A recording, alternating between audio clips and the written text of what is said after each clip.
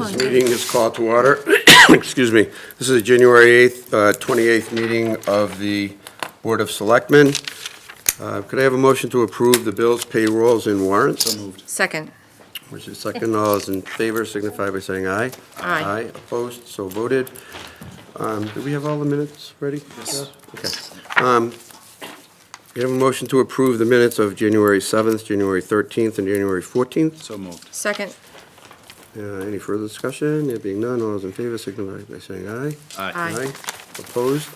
Okay, I have a couple of announcements, and I guess a couple more than I thought I had.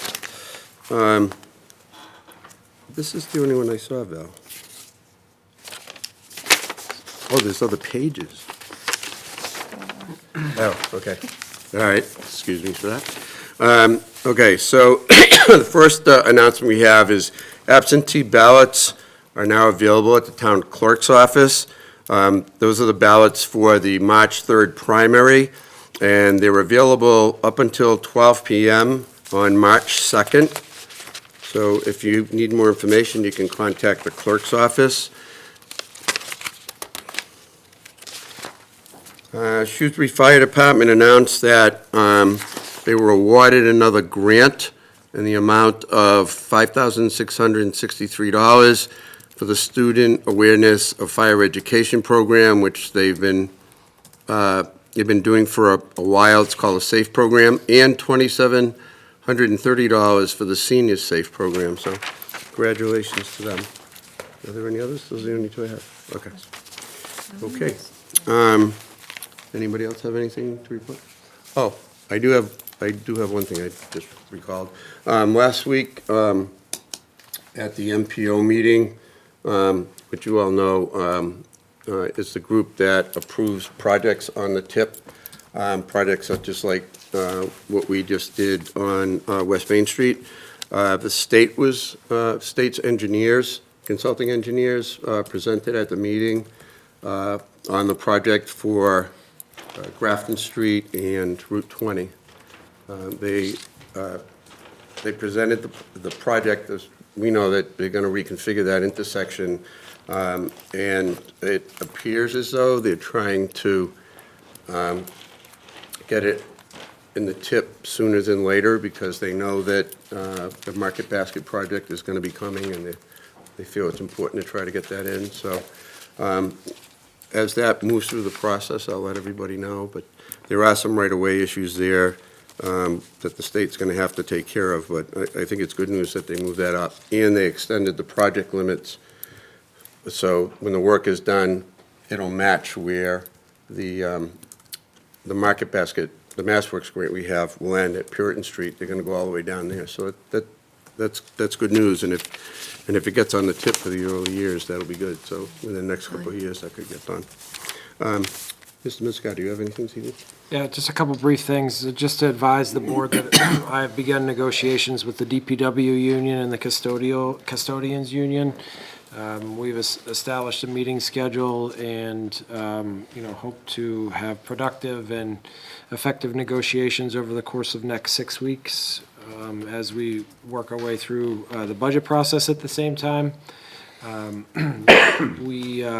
Mr. DiPaolo was on the tour, but we took a tour of some select sewer pump stations a couple weeks ago, and it was informative, and we got to view those facilities and hear from the water and sewer superintendent and DPW director about their plans for some significant upgrades to make sure that critical infrastructure remains functioning, which will also be part of the fiscal year 21 budget process. And earlier this evening at the Beal Building Committee meeting, the committee voted to establish the guaranteed maximum price with the construction manager at risk, Fontaine Brothers. And that guaranteed maximum price came in $1,470,000 less than budget estimate. So it's a great number. I think we're seeing a couple things, the skills of the project team to come to fruition, and the benefits of the construction manager risk process that we undertook as far as a procurement mechanism for this project.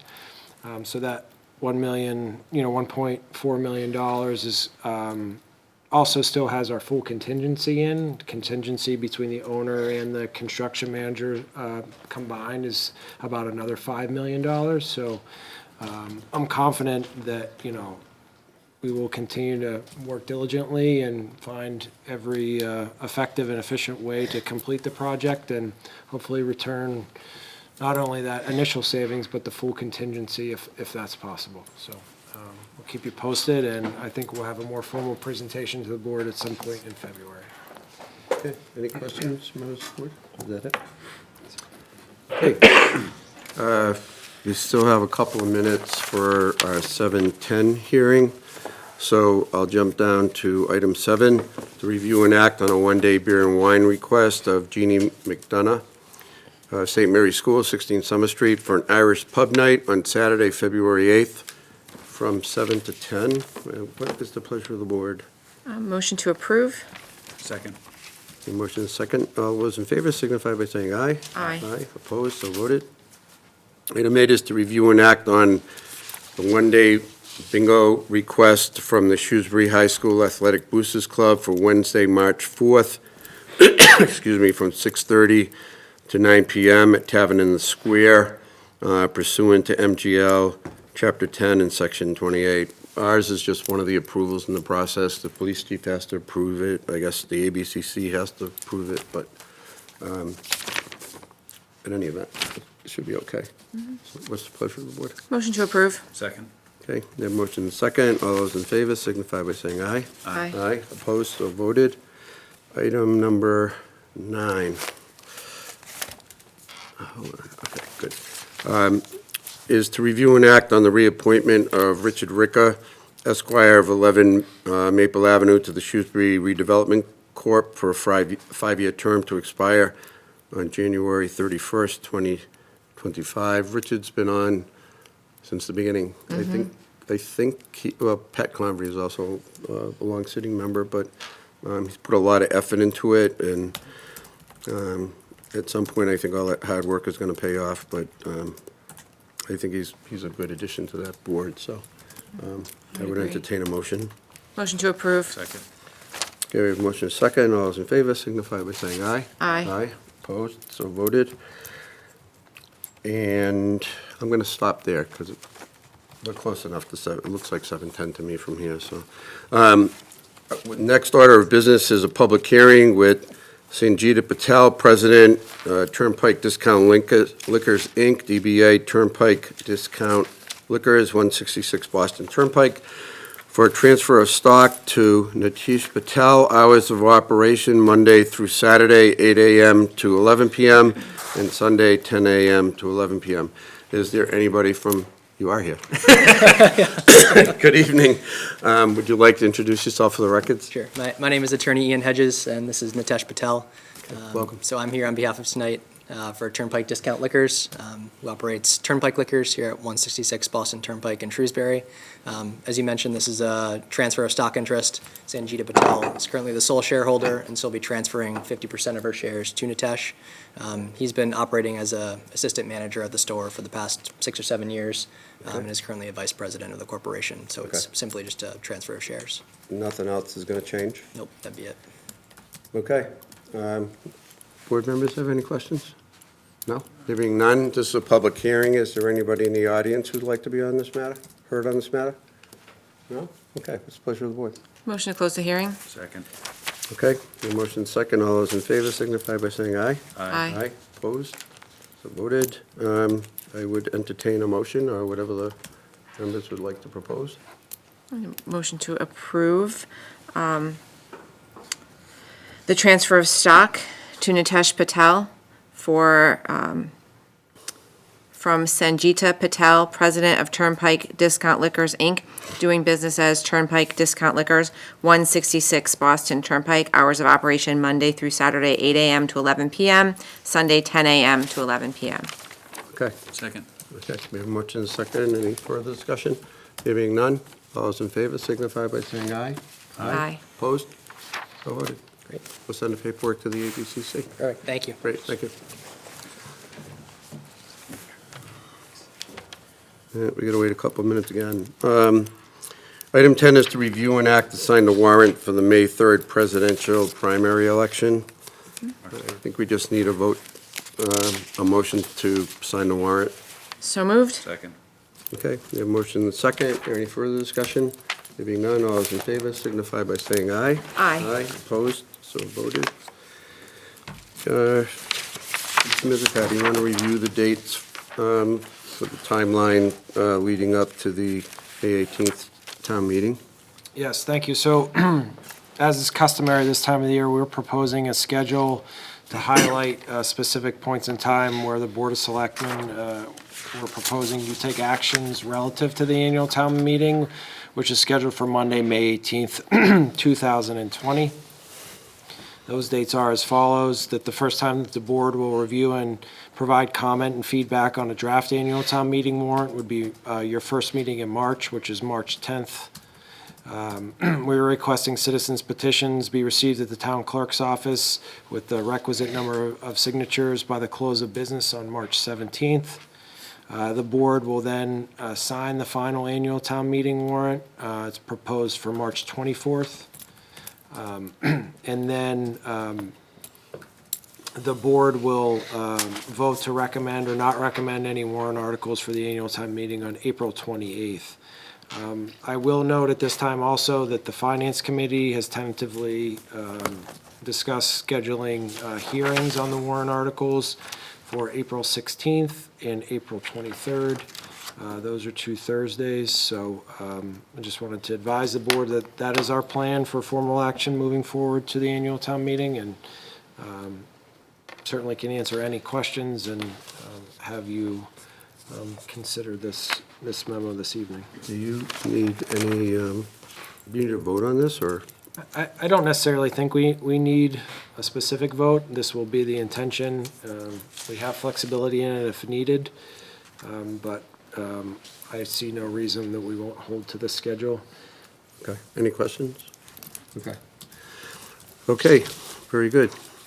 Item 12 is to review and act on a streetlight request from Kim Tobinger, 6 Ridge Road, for streetlights on Ridge Road, Greenbrier, and Sewell Street. Kim is saying that the road is dark, and at 6:30 in the morning when the kids are going to school, it's not a good situation. So typically, we send these to Selco and have them survey it and have them get back to us before we do anything. So I suggest that we do that. I would agree. Okay. Item 13 is to review and act on a streetlight request from Chris Nichol, 6 Olean Terrace, for a streetlight at 6 Olean Terrace, which is at the end of Jordan Road. A similar situation, not as much for school, but there's a concern about security in the area at the end of that street. So we'll also send that over. Okay? All right. I think we'll hold off on the Selectmen's workshop, right? We don't want to make them sit through that. Okay. Our next order of business then is a public hearing with Tim Owen, owner of Owen Incorporated, DBA Edgemere Diner, 51 Hartford Turnpike, for a common victuals license and for a transfer of an assignment of the lease for 51 Hartford Turnpike. Anybody here to represent? I would suggest doing the transfer first. What? I would suggest doing the transfer, considering the transfer first. Okay. All right. Okay. Good evening. How you doing? You're Mr. Owen? Yes. Okay. And you are, hopefully, if everything goes right, will be running the diner? Jimmy Donna, correct. Okay. So we have 2 issues to deal with. One is the transfer of the license, of the lease. Yep. The assignment of the lease. As you know, but the public may not know, the town actually owns the ground under the diner. And if you don't already, you will own the diner. Right. And so, because the lease was in someone else's name, we have to go through a public hearing process to make that assignment. So, Mr. Mizuka, is there anything in particular that we have to do? I would just note for the board's knowledge and the public that this is a total 20-year lease, and it extends for roughly 8 or 9 more years. Excuse me, it's slipping my memory at this point. But we don't have any flexibility in the term of that lease because it's put out through a public bidding process that set that defined, but there is a transfer, the ability to transfer the lease during that period, and this would be the second transfer within this window. Okay. So, just so you're clear, understand that at the end of that lease period, we have to bid it out again. Right. Okay. Just want to make sure I understood that. Any questions from members of the board? No? Take that separately and get public comment? Yeah, I think that's probably the best. Okay. So is there anybody who would like to be heard on this matter? This is a public hearing? No? Okay. So, we can take both issues at once, or we can deal with that one first. So what's the pleasure of the board? We'd have to close the hearing, well, we close the hearing and then open the hearing again? I would probably recommend that you just take any comment on the common Yeah. victualer's license and then consider 2 separate Right. motions for the transfer of the common Right, vic. yeah, okay. So, you're also applying for a common victuals license? Correct. It's same hours of operation as what's currently Yeah, it's gonna roughly run 6 AM to 2 PM. 6 AM every day? Yep. Okay. Okay, and aside from ownership, nothing else is gonna change in the operation? No. Okay. Questions from members of the board? No? Okay, this is a public hearing. Is there anybody who would like to be heard on the common victuals matter? There being none, what is the pleasure of the board? Motion to close the hearing? Second. Okay, we have motion second. All those in favor signify by saying aye. Aye. Aye, opposed? So voted. So we have 2 issues. We have the common victuals license, which we need a motion for, and a motion to allow the transfer of an assignment of lease for 51 Hartford Turnpike. Mr. Chairman, if I could just request that the board authorize the execution of that lease document, subject to final approval of town council. We're just still in the process of drafting it. We'll get it over for their review, and then we would have the board execute it. Okay, you have a motion to that effect? Mr. Chairman? Yes. I move the board approve the lease transfer for the Edgemere Diner located at 51 Hartford Turnpike from Novangelo Corporation to Owen Incorporated, contingent upon revisions and approval of the final lease document by town council, and furthermore, approve the common victual application upon successful transfer of the lease. Second. Okay, we have motion second. Any further discussion? There being none, all those in favor signify by saying aye. Aye. Opposed? Good luck. Thank you. Okay, we'll get the papers to you as soon as the attorney All right. gets them. Beautiful. Okay? Thank you. All right, good luck. Excuse me. Yeah. Okay. Come back, yeah. Okay, Mr. Mizikar. Okay, I was gonna say, where's the PowerPoint? The next item is our budget workshop, session 2. Mr. Mizikar, you gonna make any comments? Yeah, I can Probably gonna wait start a till- little bit. The thing comes up. So just wanted to highlight one thing that's on one of the initial slides, actually the second slide, relative to revenue. So as I've discussed with the board, we're certainly challenged in this year's budget development process, and we're continuing to put together a budget that's within our means.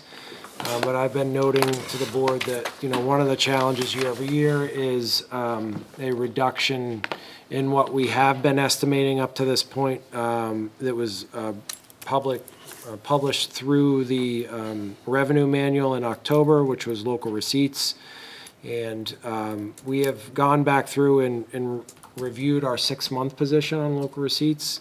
And we originally had a reduction of about $370,000 year over year, and we've restored that to have a level budgeted amount in comparison to the current year's budget. So we are confident in that. We do not feel it's a stretch. And, we are having a good year as far as building permits and licenses and inspection fees. Investment income received the benefit of a strong first 6 months of the fiscal year as far as the financial markets go. So we are in a good position. We feel comfortable with that and, should see those trends continue. So we have made that change, but it still remains a pretty challenging process. And my goal is this evening to walk you through the departmental requests within the Department of Public Works specifically. Again, this is what the leadership team at DPW has presented and would be further refined to stay within the means and priorities that we'll set as we work our way through the budget process.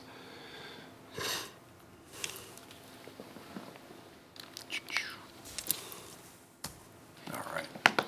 So we have included public buildings within the Department of Public Works, along with all the other areas that I'll just touch on. Across the board, requested through DPW was a roughly 10.3% increase, $2,004,347 increase year over year. The Department of Public Works, of course, includes a variety of revenue sources that are generated through user fees and rate charges, in water, sewer, stormwater, and solid waste. And then some also fees are used to supplement the tax levy and money that are dedicated in the cemetery and parks and recreation areas. So this is one of the, obviously the largest department within the town, but also the most complex is we use a combination of tax revenue and user-generated fees to fund these services. So we're still in the transition, not necessarily of creating the Department of Public Works, but budgeting. So we continue to refine under the leadership of the DPW director what expenditures are centralized in the Public Works -admin that's up on the screen versus allocated within each individual different division within the department. So that will continue to take a few years to be refined. Within this budget request, from a highlight standpoint, are several additional positions that these division managers and the department heads and superintendent find necessary to continue to at least meet current operations, given the demands that they see. And within the Public Buildings Department, there are funds allocated for May and June of 2021 for the time when the New Bill Elementary School is turned over from the general contractor to the town. So there are no personnel costs associated with the New Bill School that are budgeted, as they wouldn't be needed at that point in time. Within the Public Buildings Department, there are 2 new positions that have been requested and included within this department request. Within the Highway Department, there are 2 additional employees that have been requested, laborers that would be used to supplement both summer and winter operations. It would reduce our reliance upon contractors and allow, in the wintertime, and allow us to have more staff to deploy to do public roadway maintenance, whether that's trimming of the roadside edges, and then also things like catch basin cleaning and street sweeping in both the spring and the fall So for stormwater related can I purposes. just ask, so some of that would be offset by not contracting out some of the work? It would be, yes. Okay, thank you. And just to that point, one of the largest areas that we're changing within the overall DPW budgets this year is stormwater, and how we are proposing to conduct the fall street sweeping related to our NIPD's permit. We had hoped and went out to bid to have a private entity perform that fall street sweeping, and no one bid on it, given the uncertainties that are generated by that permit and our requirements thereunder. We actually conducted everything that we could with in-house staff this fall, and that is our plan again for next fall. We'll continue to look on a every other year basis to see whether that continues to be the right approach. With that approach, we will be utilizing some of the stormwater rate to offset the cost of those highway employees while they're conducting that work. The streetlight budget does have a year-over-year decline as we're beginning to reap the fruits of the installation of the new LED-style lights throughout the community.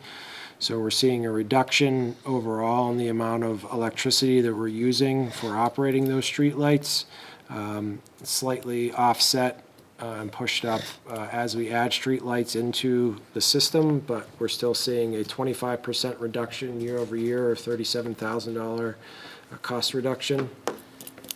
Within water and sewer, the water department still is operating under the rate that was set by the board in the spring of 2018, and that rate still continues to generate enough revenue.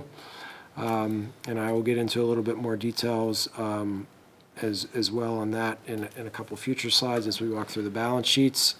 Solid waste, the overall budget is benefiting from the change in the rates that will go into effect on July 1, which will allow us to have less reliance upon the general tax levy and more upon the rates and through the purchases of the bags. So drilling down just a little bit into solid waste and those figures, the total revenue that we do anticipate in generating from the solid waste through a variety of fees, but mainly through the pay-as-you-throw bag fees, is $1,211,000, which is an increase from roughly $900,000 in the previous years. This is the first rate change that will go into effect since the establishment of this program. There are minor increases in the bulk waste fees, and this is an enterprise fund, and we do rely upon retained earnings, or this fund's free cash year over year to help offset those costs as well. And given our kind of enhanced budgeting approach and our ability to manage things year to year, we are again proposing to use $10,000 from a grant that we get from our recycling dividends program to offer a household hazardous waste collection day at some point in the next fiscal year. This year's was a great success. These grant funds are used to offset the cost. We do collect the fee, but that fee is not enough to run that program. It's very expensive to dispose of that waste. And this grant provides the base for that. So you'll see the reliance upon the general tax fund for solid waste is $1,208,000. Through the increase, we were able to rely less upon the tax levy by about $300,000 year over year, which is extremely helpful, especially in such a tight budget year that we're encountering. Moving on to the sewer balance sheet, at this point in the year, we are at least initially requesting an increase in overall funding for an enhanced maintenance program. As I discussed earlier, we did go on the tour of the pump station facilities, and while we have had a capital plan in place for the last 6 or 7 years, we haven't been necessarily keeping up with the overall needs of the system as fast as some of the deterioration or our prioritization has changed over the years. So we do plan to introduce more funding that's on hand for the sewer department into a capital improvement program. And we also are anticipating additional rates from disposal costs in 2 main areas, which is found in the separate appropriations accounts. One, because of increased costs related to the operation of the Westboro treatment plant and their enhanced permit requirements through the federal EPA and the way they have to manage that solid waste that we send to there. The board will recall we're about a 60% contributor to the overall waste that goes into the Westboro treatment plant, along with Westboro and Hopkinton. And also, we are anticipating having the ability to flow sewer within the fiscal year 21 through the new infrastructure from the sewer pump station that will be installed on Route 20 and the construction of the sewer line. And gallon for gallon, the waste that goes to the Upper Blackstone via Route 20 and through the city of Worcester would be a little bit more expensive than the gallon rate that goes to Westboro, so we are anticipating those costs as well. So the indirect cost attributable to the sewer department that, where other departments provide general support to them is roughly the same year over year. We'll continue to refine these numbers based upon any contract negotiations that we have and any changes otherwise that need to be made.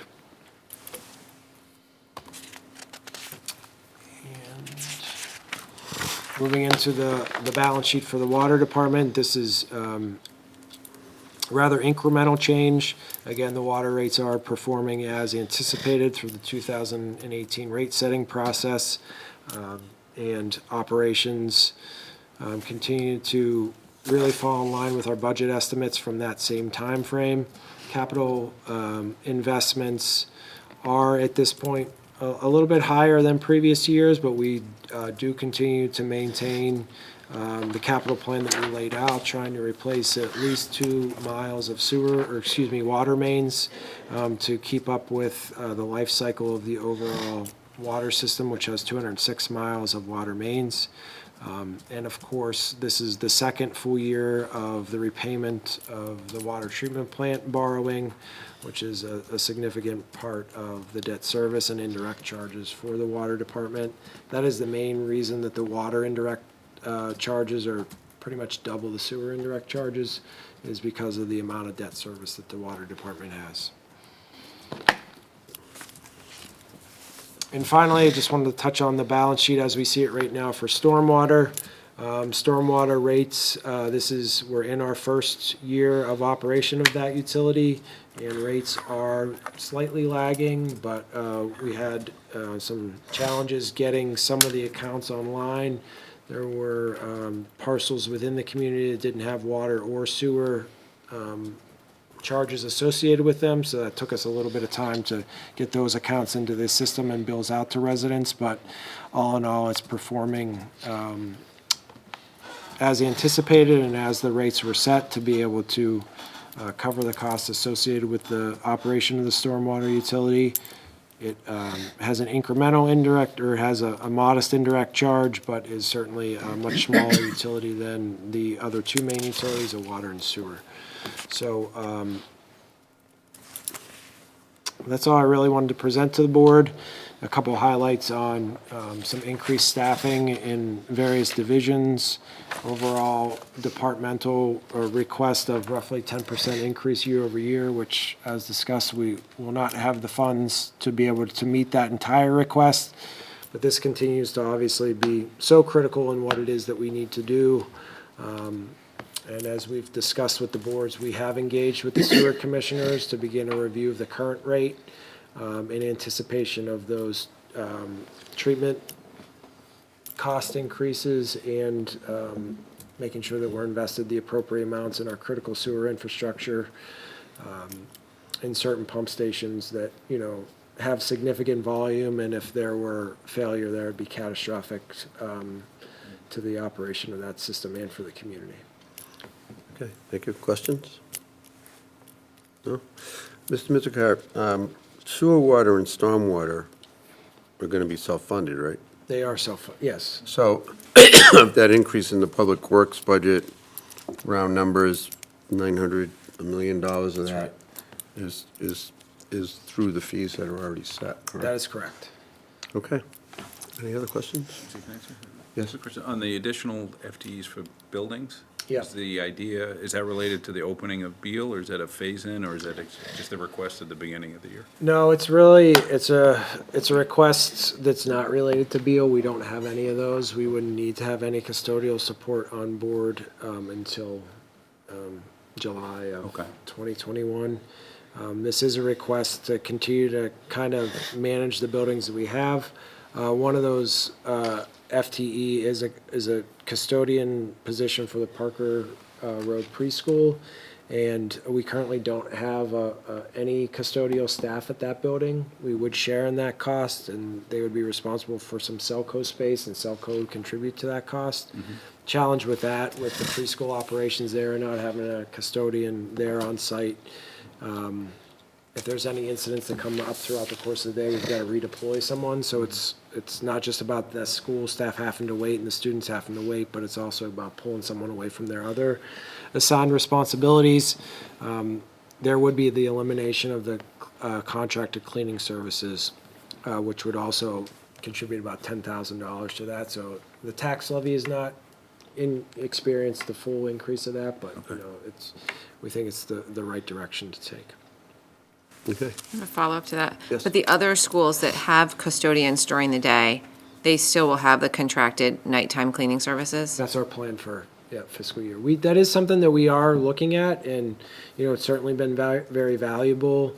But as the operations of schools change, you know, they become more of a, you know, less of a school day, you know, standpoint from, you know, your kind of classroom setting, and more to, you know, earlier start, extended day, and then sports and activities in the evening. We have to have custodians there to manage those things, because our contracted cleaners aren't there, you know, locking the doors and letting other groups in and things like that. So we're kind of paying for both, where we could have some economies if we may have custodians there. And then, you know, there's very few schools that operate just during your historic school year from, you know, Labor Day to, you know, mid-June.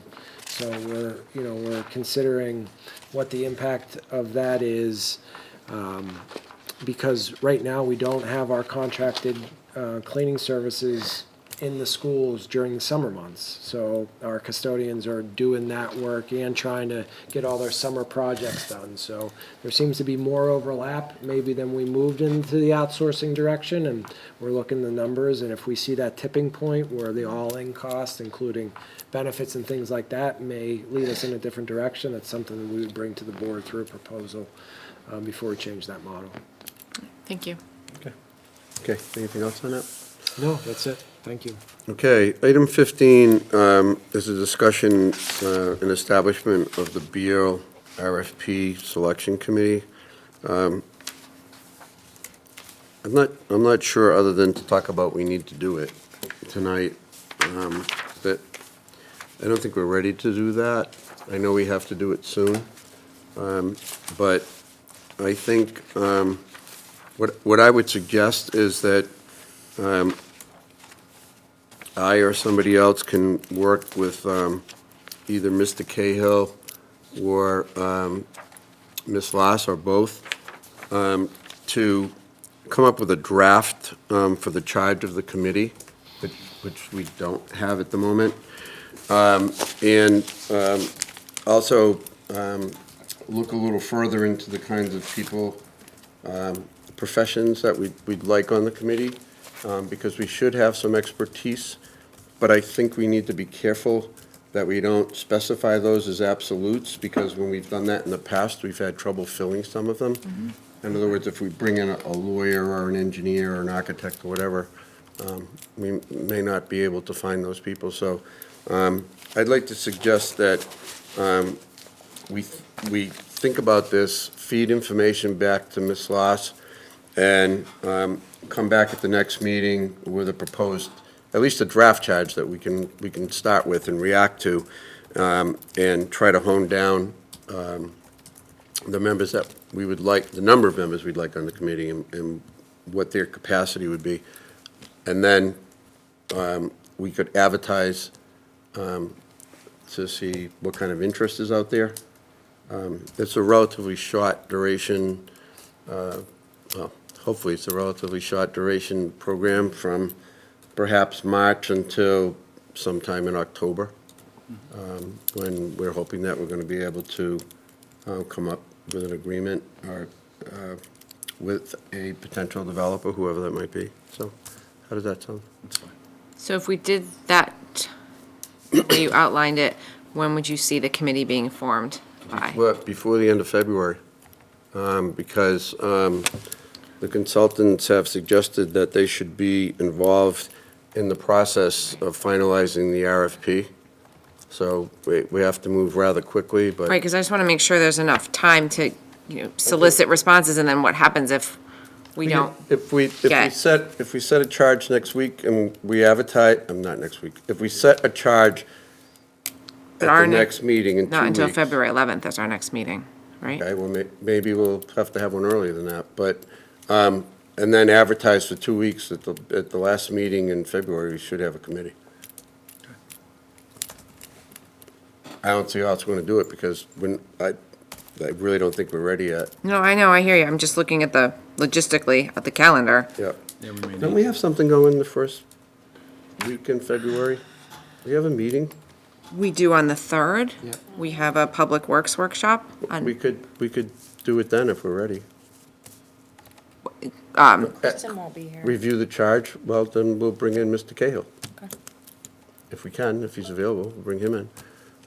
That's right, Ms. Last's not here. So, all right, we'll work with Mr. Cahill, who's working with the consultants. We should be able to come up with a draft by then. Just have to make it a priority, that's all, we'll get it done. I mean, if you think that would work, I just want to give it enough time for it to get out in the community and for Well, people if to. we do it the 3rd and then we start Right, advertising I think that gives on it the more 4th. time. But no, the board will not be able to take formal action in the workshop setting. Well, we can't schedule it as a public, That wasn't the preference, no. yeah. Well, that's problematic. All right, we'll have to think about that. Okay. I don't see that, we may have to schedule another meeting, but I don't see that we have much of a choice given the timeline that they asked for. And I think they're right. I think by the end of February, we should have it. We could squeak into the first meeting in March, but I think they'd want to have an organizational meeting early in March. I would think so too, because then your first meeting in March is, again, not like right away. It's not until Not the until- 10th. Yeah, Yeah, so the, all right. so the board's meeting on the 3rd, and then your normal meeting is February 11th, and then you'll meet on the 25th again. So, yeah. We'll have to see what we And then in can do. between that, you have February vacation. So not to say that everyone's checked out at February vacation, but I definitely think people pay a little bit less attention at that time. Just a thought. Yep, okay. All right, we'll work on that and stay in touch and let you know what's going on. Item 16 is to review and act on request from Tom Paquette, Paquette Limited Partnership on a request to tie into the water and sewer at 36 to 38 Edmont. This request is a little bit out of the ordinary because of the season, but I had some questions that I wasn't able to get answered before the meeting. So I would appreciate if we could hold this off. If my understanding's correct, there's not much excavation in the road on this, but I want to make sure what I'm talking about before that. So if it's okay, I'd like to just hold that till the next meeting.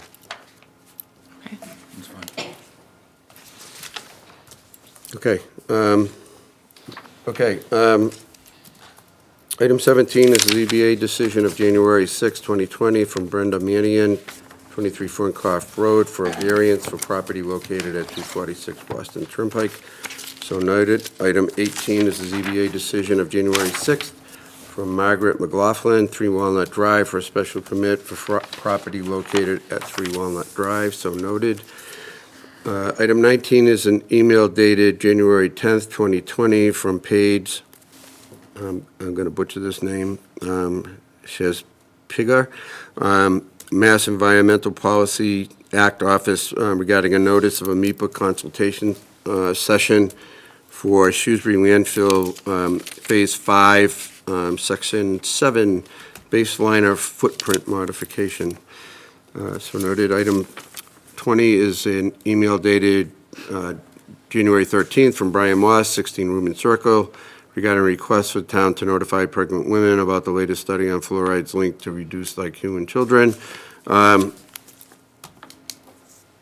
note that. Does anybody have any comments on that at the moment? Mr. Chairman, I have a couple of just comments. I've been speaking with Mr. Moss at Selectmen office hours past few times he's been there. I definitely understand his thinking as to notifying pregnant women of this, and also his concern about fluoridated water.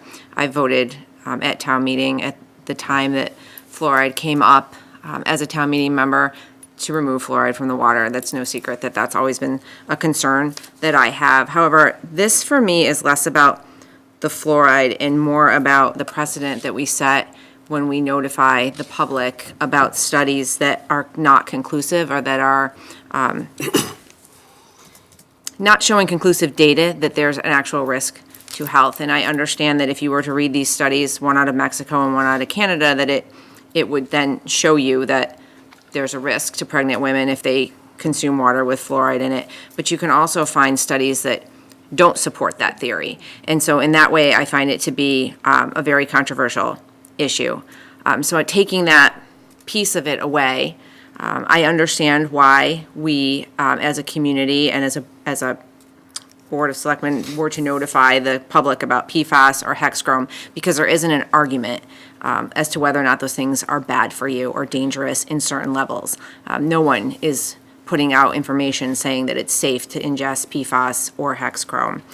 So the data there is conclusive. And having watched the different Board of Health discussions regarding this, where Mr. Moss has gone before the Board of Health with the similar request of notifying the public, they decided at their last meeting that because they were not aware of any other municipalities that were alerting the public, and they weren't receiving any guidance from the Mass Department of Public Health or from the Worcester Health Alliance, of which we are a part of, that they were not taking any position to notify the public either. And so for right now, I just worry about the precedent we set when we notify the public about things that aren't conclusive in the data that they're showing. All set. The other thing I would say about that briefly is putting fluoride in the water is not under our purview. It's the purview of the Board of Health. And I know some people think other than that, but that's the case. So this isn't the right forum for that. I do agree with you on, if you put something out on PFAS, I don't think anybody would question that it's dangerous for you. There certainly is discussion about that for years and as far as fluoride goes. And I think to put something out and say definitively something and not have a different perspective, that I don't think it's appropriate. But in any event, I think we have to defer it to the Board of Health. It's their decision and it's their purview. Item 21 is a letter dated January 14th from myself to Senator Brendan Creighton and Representative Kevin Honan, Joint Committee on Housing, regarding support for Senate Bill 2389, so noted. Item 22 is an email dated January 14th from Jeremy Thompson, 495 Metro West Corridor Partnership, Inc., regarding the announcement of a new executive director for the partnership. And it's one of our hometown folks, Jason Palich, who has done similar work for Veterans, Inc., has been appointed, and I believe he started the job last week. But congratulations to him. It's a great position. I think he'll do well in it. Item 23 is a letter dated January 15th from Kyle Greaves, VHB, 99 High Street, Boston, regarding the Edgemere Crossing at Flint Pond, DIER notification, so noted. Item 24 is an email dated June 16th from Keith Elms, Animal Control Officer, regarding the quarterly report, so noted. Item 25 is January 16th, email from Richard Methier, Cultural Council, notifying us that he is resigning from the council. We'll send him a letter thanking him for his service. Item 26 is an email dated January 21st from Sandra Frick, School Committee Chair, regarding the fiscal 2021 superintendent's initial budget recommendation. And we have books, but my understanding is that's online at this point. So people can take a look at that if they would like on the school portion of the website. Item 27 is an email dated January 21st from Sandra Frick regarding the Shrewsbury Public School State of the District report, so noted. Item 28 is an email dated January 21st from Nick Repetka, Highway Division Manager, regarding the snow report from Saturday, January 18th, and I forgot to write down how much that was. Does anybody know? How much it cost total? I always know. I love to read this. I forgot to read it. Oh, the cost per inch, which is my favorite stat, is $13,385.26, which is incredible. And what's the total? The total, let's see. $53,541.02. And that was like a non-event of a storm, which Not, but it's amazing to me. it gets eaten up fast. It certainly does. Okay, so noted. Hopefully you won't have to deal with that too much. Item 29 is an email dated January 22nd from Anthony Senesi, CMRPC, in Worcester, regarding a shared services survey that they're asking us to take. Mr. Mizuka, did you see that? I did, yes. We can complete it. Okay, thank you. Item 30 is an email from, that's dated January 22nd, 2020, from Susan Agenta, 171 Walnut Street, Tobin Hill Bridge, expressing concern that the bridge has still not been replaced. I share her concern, but it's been an expensive and complicated process, and engineering is working up the final estimates, right? Yeah, we have designed, solution for the site. The current cost estimate for it's a little over 1.4 million. And for context, the total capital budget that's been proposed for this fiscal year is just over 1.8. So it's certainly a challenge and not something that we want to see delayed, but it's also really not a part of our normal business. We're not really in the, Bridge we don't, construction? we don't, construct a lot of new roadways or put in situations where we have to replace, full bridges like this, very frequently. Normally you can stay ahead of it and work, to fit it in with just repairs and not allowed to get to this, but it was an extraordinary situation, so. And this doesn't fall under any state aid for bridge or culvert. It size-wise, it's too big for the Small bridge program? Right. Okay. Well, maybe we can just draft a letter explaining what's happening, and that Sure. we're looking into it. But it Yeah. did take a while to come up with a final design, I know that. Item I have just one 31. question about the bridge. Yeah. Sorry to interrupt you. So if we're drafting a letter, I've received a couple of other inquiries about the bridge. Is there any way to notify all the residents or that are in that area, just Yeah, it's- as an update? We certainly can, yeah. Good idea.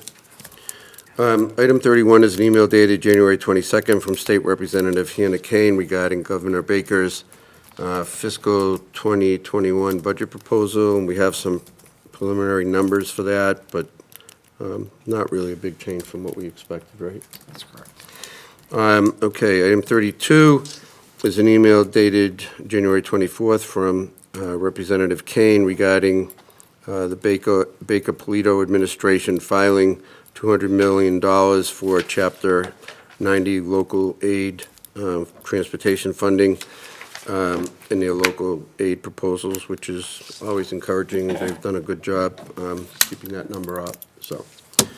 Okay, that's the agenda. Okay, do we have anything else?